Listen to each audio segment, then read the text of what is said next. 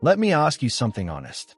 When things get hard, and I mean really hard, who do you call? Who do you run to?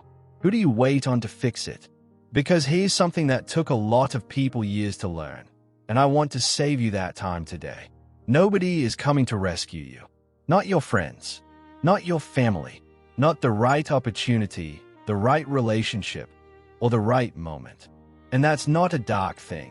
That's actually one of the most freeing truths you will ever accept.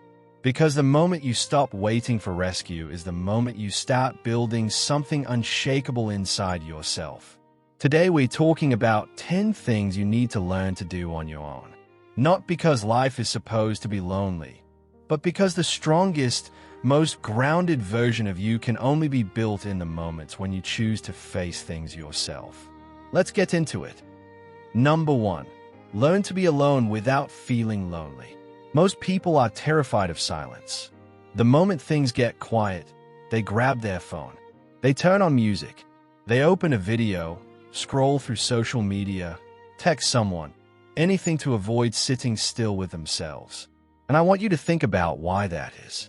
Why is your own company something you have to escape from? Why does silence feel like something that needs to be filled? Here's the truth. If you can't sit alone with your own thoughts, you don't fully know yourself yet. And if you don't know yourself, you will always need other people to tell you who you are, what you should do, and how you should feel. Learning to be alone, truly alone, without distractions, is one of the most underrated forms of strength there is. Start small. Sit in a quiet room for 10 minutes. Go for a walk without your earphones. Eat a meal without your phone on the table. You will be uncomfortable at first. That discomfort is not a warning. It's a workout. And just like any workout, the more you do it, the stronger you get. The goal isn't to isolate yourself from people. The goal is to become someone whose peace doesn't depend on someone always being around. That kind of person is unshakable. And that person starts with you learning to enjoy your own presence. Number 2, learn to handle setbacks in silence. We live in a world where people post everything. Every win, every loss, every bad day, every breakdown. It all goes online. And somewhere along the way, we started mistaking an audience for support. But here's something I want you to consider. Not every battle needs a witness. Not every struggle needs to be shared. And not every setback deserves a public moment.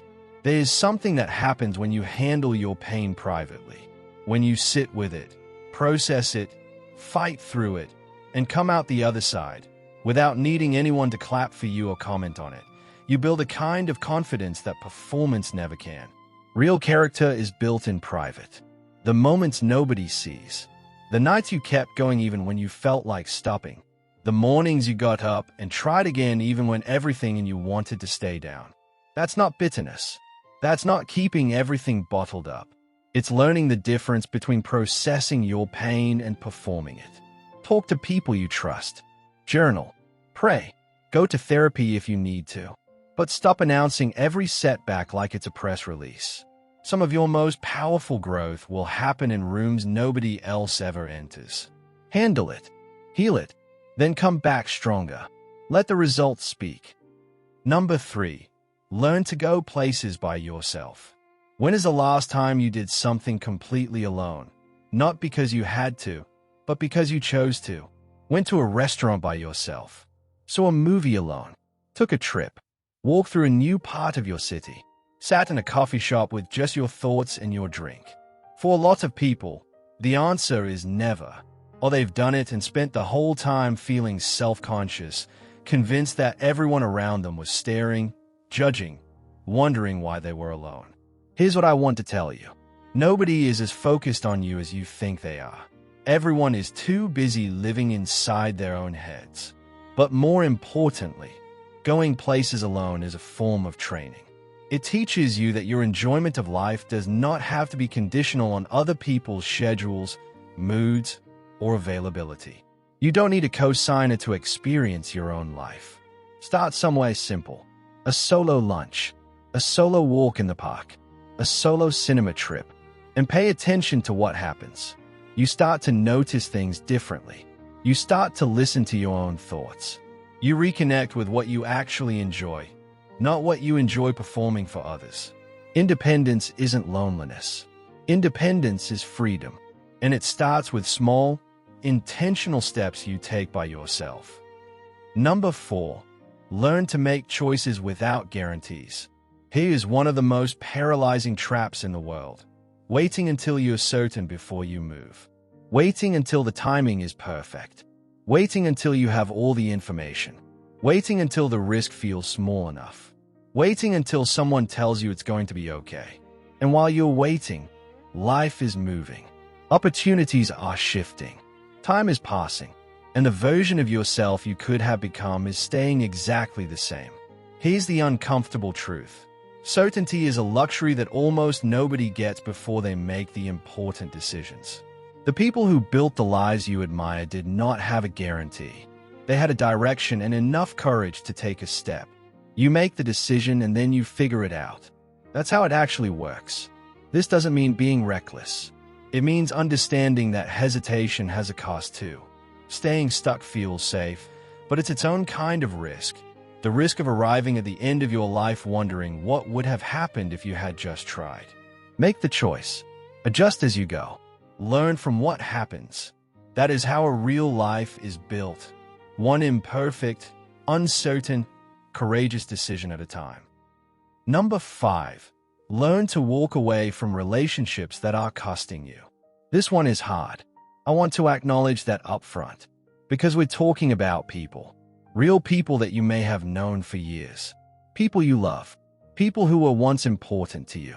And yet something has shifted. And if you're honest with yourself, you already know it. Some relationships are nourishing. They challenge you, support you, bring out something good in you. And some relationships are quietly draining you. One-sided connections where you're always giving and rarely receiving. Friendships where you feel smaller after every conversation. People who are comfortable with you staying exactly where you are because your growth makes them uncomfortable. Walking away from that is not cruelty. It is self-respect. And I want to be clear. This doesn't mean cutting everyone off the moment things get difficult. Relationships go through seasons. People struggle. Loyalty matters. But there is a difference between a relationship going through a hard season and a relationship that has simply run its course. You know the difference. Somewhere inside you, you already know. Letting go doesn't mean you stop caring about someone. It means you care enough about yourself to stop pouring from an empty cup. It means you understand that your peace, your growth, and your future are worth protecting. The people meant to be in your next chapter will not ask you to shrink to fit in it. Give yourself permission to move forward. Number 6, learn to be honest about your weaknesses. This might be the hardest one on this entire list. And I say that with full respect because I know it's not easy. It's so much more comfortable to explain why things haven't worked out. The circumstances weren't right. The people around you didn't support you. The timing was off. Life dealt you a bad hand. And some of that might even be true. Life is genuinely unfair sometimes. Not everyone starts from the same place. But here's what's also true. Explanations and excuses, even when they're accurate, don't move you forward.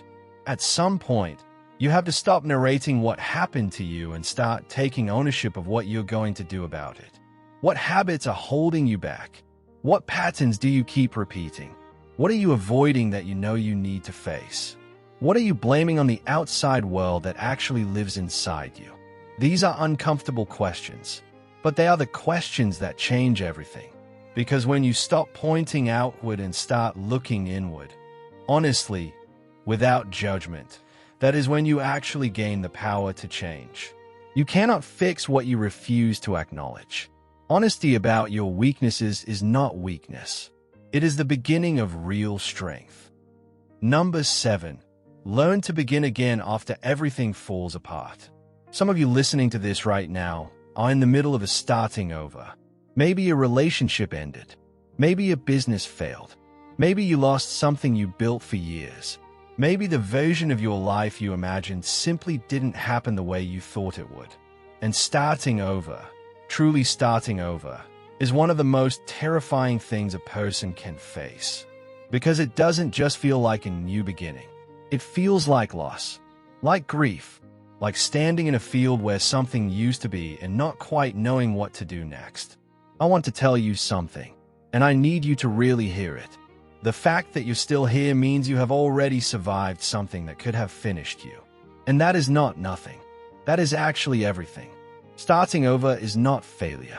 It is evidence that you are still growing. Because the only people who never have to start over are the people who never tried anything worth trying. New chapters don't begin gently. They begin with an ending. And endings are hard. But on the other side of this, when you look back from wherever this new road takes you, you will understand exactly why that chapter had to close. Begin again. Not because it's easy, because you are still here, and that means you still have time. Number 8. Learn to spend time disconnected.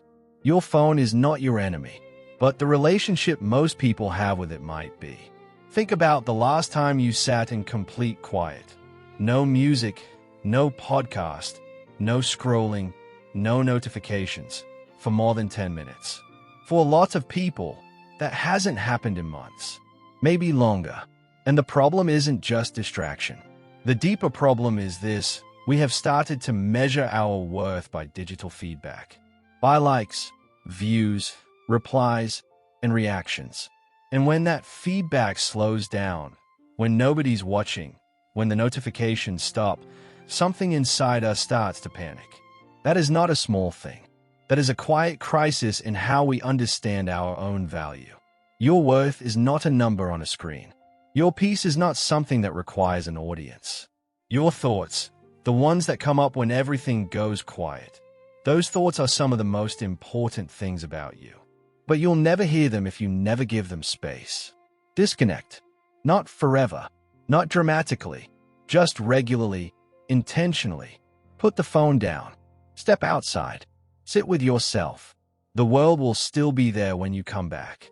But you might come back to it with something you didn't have before, a clearer sense of who you actually are beneath all the noise. Number 9.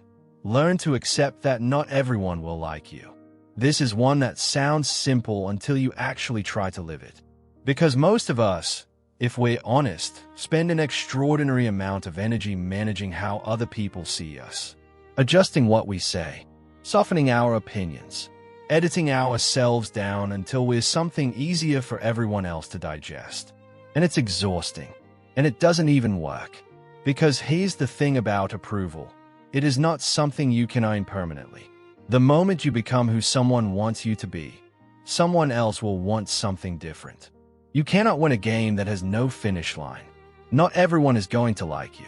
Some people won't understand you. Some will misread your intentions. Some will judge you based on a moment or a version of you that no longer exists. And some people simply won't be your people. And that's not a failure. It's just the reality of how human beings work. The freedom is in accepting this completely. When you stop needing everyone's approval, you stop giving everyone power over your choices. You start living according to your own values instead of everyone else's expectations. Be kind. Be genuine. Be someone you're actually proud of. And then let people think what they think. Your peace is worth far more than their opinion. Number 10.